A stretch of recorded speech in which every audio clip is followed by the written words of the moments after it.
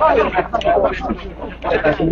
قلناش ندوزو كنسلكروا اخويا كما كتشوفوا كيمنعونا على كما كتشوفوا واخا يمنعونا حنا غادي نعبروا على وليداتنا اللي ماتوا كما كتشوفوا. هادو راه وليداتنا اللي ماتوا، راه ما مات شي حد. هادو راه ولادنا، هادو ولادنا اللي ماتوا لينا.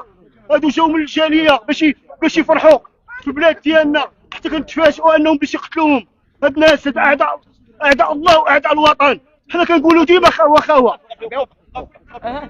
حنا كنقولوا ديما خاوه حتى كنتفاجئوا بهاد الشابين اللي كتشوفوا انهم قتلوهم في السعيديه.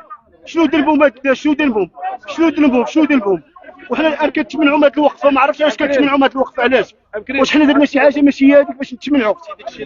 اخويا شوف هادو الدراري العيال ديالهم، واحد معتقل، واحد اعتقلوه تما كاين، وواحد باقي الجثه ديالته ما جاتش اخويا.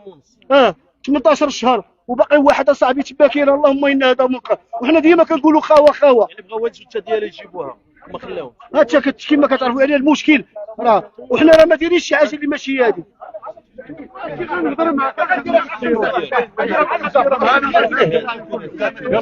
الاخوان جينا اليوم كنتضامنوا مع اسر الضحايا، خوتنا مغاربه اللي توفاو برصاص قدر ديال هاد الناس هادو اللي هما كيكنوا الاعداء المغرب.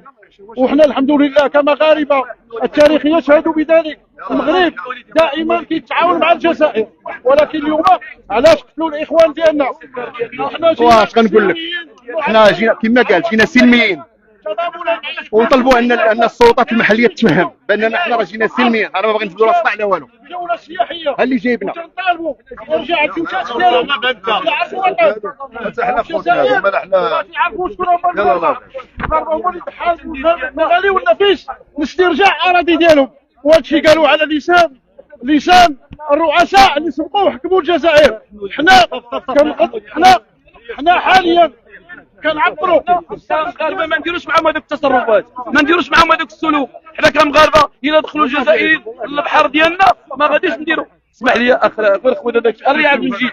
نعم هذا التعامل ديال السلطات الجزائريه تعامل غير لائق ولا مسؤول. احنا كتشوفوا كيفاش ان جلاله الملك كيعطي توصيات جميع الخطابات ديالو، تيقول باننا حنا سلميين ومسالمين، وحنا بان الجزائريين خوتنا. هذا هو للاسف الشديد. حنا ساكتين. لا شوف الله يجازيكم بخير، الله يجازيكم بخير. بلاد المسامحه وبلاد السلم وبلاد الامن وبلاد الامان، ولكن بزاف واحد هنا ما يتعاتقش بزاف. علاش؟ شكون اللي عطى العيد باش يتغسل واحد من البلاد ديالنا؟ عياو ما يقتلوا في ولادنا وعينا ساكتين وعينا ما كنهضروش. كنقولوا بلاد الجوار، حيت سيدنا الله يطلب دائما بالحوار وفتح الحدود، وقال بلي حنا مسالمين ومنضمنين وباغي الاخوان ديالنا السلم وبغينا نتصالحوا معاهم. ولكن تلاش الجنرالات ديالهم الكبرانات ديالهم ماشي في المستوى. كيشتيو واحد البلاد اللي خربوها 45 عام وهما كيعطيو الفلوس من قبل.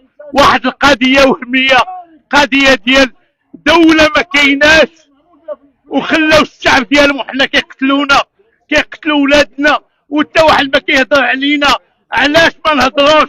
هما كيفطروا بينا وكيتغداو بينا وكيتعشاو بينا، وحنا على وقفه احتجاجيه سلميه ما قدرتوش تخليونا نهضروا.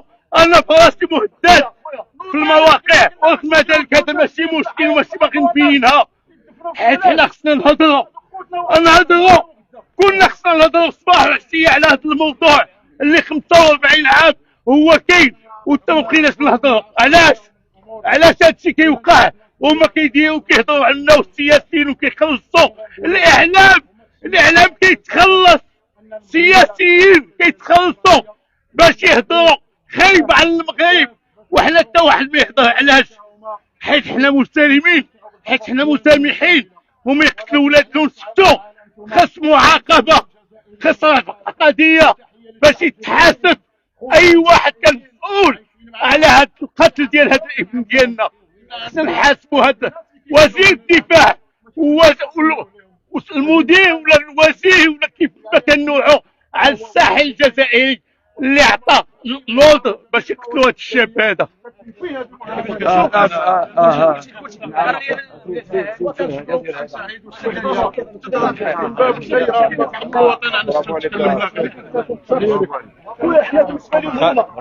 خالد المواطنين الابرياء عزل واش كيشكلوا خطر على الجزائر تتصفيهم؟ واش هي الرساله اللي بغاو يوصلوا للمغرب من خلال هذا القتل الممنهج لعزال؟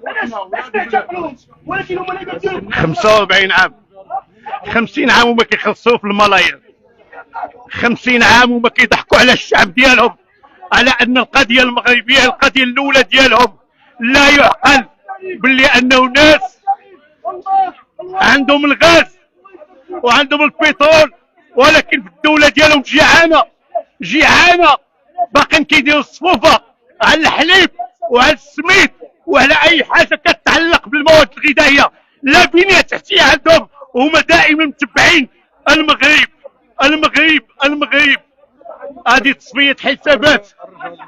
هي الرساله اللي بغات توصل الجزائر من خلال قتل المواطنين الابرياء باللي انها ما كتعترفش حتى بالمغرب والسياده المغربيه، وباللي انها اي حاجه بغات ديرها تقدر ديرها بالطوعيه ديالها، وحتى واحد ما غادي يوقفها وحتى واحد ما غايقول لها حتى شي حاجه.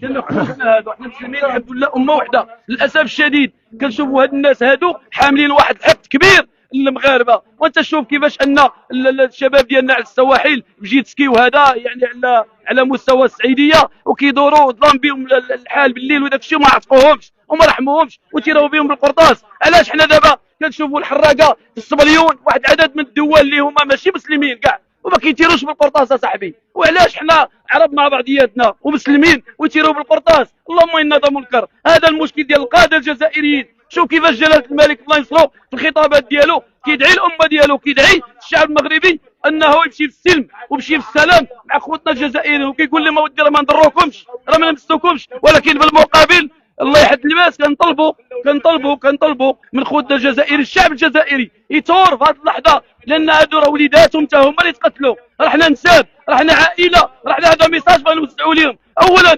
اما راه الشيء غادي يجيبوا فيه عدد كبير ان شاء الله، يجيبوا عدد كبير ان شاء الله. حنا جينا اليوم بلا جمعيات بلا والو، حنا ما كنتسناوش شي واحد يعيط علينا ولا كنخبروا اي حاجه كضر البلاد. حنا ديما تحت الشعار الله الوطن الملك الله ينصر سيدنا. العائله ديالو تغرد وهذا، وخصنا نطفيو هذه الصفحه هذه. حنا ما كنقلبوش على الفتنه وما كنقلبوش على البلبله، وانما كنقلبوا على اننا ندوزوا رسائل لخوتنا في الجزائر. راه حنا المغاربه كنحبوكم وكنبغيوكم، كنبغيو الشعب الجزائري. المشكل في القاده الله يهديهم، راه كيقلبوا على الفتنه مع هذه الامه. هذه امه مسالمه، وما عمر غيكون صداع وما عمر غيكون الحرب مادام كاين محمد السادس على راس الدوله، لانه واحد الملك حكيم ورزين ومسالم. وانا كنشوفوا هذا الرئيس ديال الامبراطوريه المغربيه راه رئيس ديال الامبراطوريه كلها. انا متمنى من الشعب الجزائري يتبع الرئيس ديالنا الملك ديالنا محمد السادس في الافكار ديالو، في الحكمه ديالو، في التبصر ديالو. ما يتبعش هذوك القاده، هذوك خبز نازه وبيع وشرايه، هذوك كيقلبوا على الحرب، كيقلبوا على الدم، وكيقلبوا انه يصدروا هذاك التخريب اللي داروا وهذاك الفلوس اللي داو للشعب وهذاك الشفره اللي شفروا. كيبغيو يصدروا هذا الشيء مع هذه المشاكل مع الشعب المغربي للاسف الشديد. كيفاش كتشوف الرساله ديال صاحب الجلاله اللي فيها السلم والرساله ديال الجزائر اللي فيها الدم؟ وشوف لا حنا كحقوقيين في الدار البيضاء كمتداوطين للحريات حقوق الانسان كنقولوا لا مجال للمقارنه ما بين رئيس الامبراطوريه المغربيه محمد السادس وواحد الشله، واحد الشرديمه اللي جات كتحكم واحد الدوله وباغا تاخذ غير الخيرات ديالها، باغا تقسم غير الثروه ديالها، لا اقل ولا اكثر. بالعوض باش يشوفوا بالشعب الجزائري اللي محن ومكرفس والله مطالع به كيصدروا المرض ديالهم مع خوتهم المغاربه مسالمين. يا اخي حنا رسالتي اولا هذاك الوليد يجي يتدفن هنا في المغرب، الاسره ديالو كتسنى فيه، كنطلب. وهذا الميساج كندوزو للشعب الجزائري، كندوزو للعقلاء ديال الجزائر ينوضوا يثوروا تما ويقولوا عطيو هاد الوليد للبلاد ديالهم. المغرب لا باغي معنا السلم وباغي معنا السلام راه ما خايفش منا. المغرب الحمد لله مجهز مسلح، الشعب ديالو والامه ديالو والشباب ديالو موجودين انه يديروا بزاف ديال الحوايج، ولكن تابعين رئيس الدوله اللي هو ملك البلاد محمد السادس الله يحفظه والله ينصرو، اللي هو حكيم ورزين وعاقل. بينما هذوك الناس الله يهديهم، عندهم ناس اللي كيشرفوا عليهم، راه دول المستوى وخاصهم يثوروا عليهم باش يبدلوا هذاك النظام ويجيبوا شي نظام زوين اللي يتماشى معنا واللي نزيدوا كلنا كأمة وحده ان شاء الله الرحمن الرحيم. وتحيه.